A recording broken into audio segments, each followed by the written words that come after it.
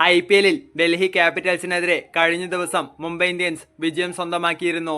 ഡൽഹി അരുൺ ജെയ്റ്റ്ലി സ്റ്റേഡിയത്തിൽ നടന്ന മത്സരത്തിൽ 12 റൺസിന്റെ വിജയമാണ് മുംബൈ ഇന്ത്യൻസ് സ്വന്തമാക്കിയത്.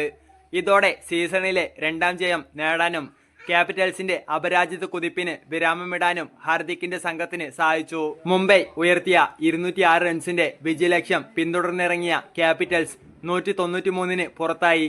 19-ാം ഓവറിലെ അവസാന 3 പന്തുകളിൽ പിറന്ന 3 റണ്ണൌട്ടുകളാണ് മുംബൈ ഇന്ത്യൻസിന് രണ്ടാം വിജയം സമ്മാനിച്ചത്. ഒപ്പം ഇമ്പാക്ട് പ്ലെയറായി എത്തിയ കരൺ ശർമ്മയുടെ സ്പെല്ലും വിജയത്തിൽ നിർണായകമായി. ഇപ്പോൾ ഈ മത്സരത്തെക്കുറിച്ച് സംസാരിക്കുകയാണ് മുൻ ഇന്ത്യൻ താരം വീരേന്ദർ സെവാഗ്. മത്സരത്തിലെ വിജയം മുംബൈ ഇന്ത്യൻസിന്റെ തിരിച്ചുവരവായിരിക്കാമെന്നും അത് നല്ലതാണ് എന്നും സെവാഗ് പറഞ്ഞു. ടൂർണമെന്റിന്റെ ചരിത്രത്തിൽ ശക്തമായ തിരിച്ചുവരവ് നടത്തുന്ന ശീലം മുംബൈക്കുണ്ട് എന്നും താരം കൂട്ടിച്ചേർത്തു. അദ്ദേഹത്തിന്റെ വാക്കുകൾ ഇങ്ങനെയാണ്: ഇത് മുംബൈ ഇന്ത്യൻസിന്റെ തിരിച്ചുവരവായിരിക്കാം. 2025-ലെ IPLന് ഇത് നല്ലതാണ്, കാരണം ഇത് പോയിന്റ് പട്ടിക തുറക്കും. നിലവിലെ ആദ്യ 4 സ്ഥാനക്കാർ പ്ലേ ഓഫിലേക്ക് എളുപ്പത്തിൽ യോഗ്യത നേടണമെന്ന് നിങ്ങൾ ആഗ്രഹിക്കുന്നില്ല.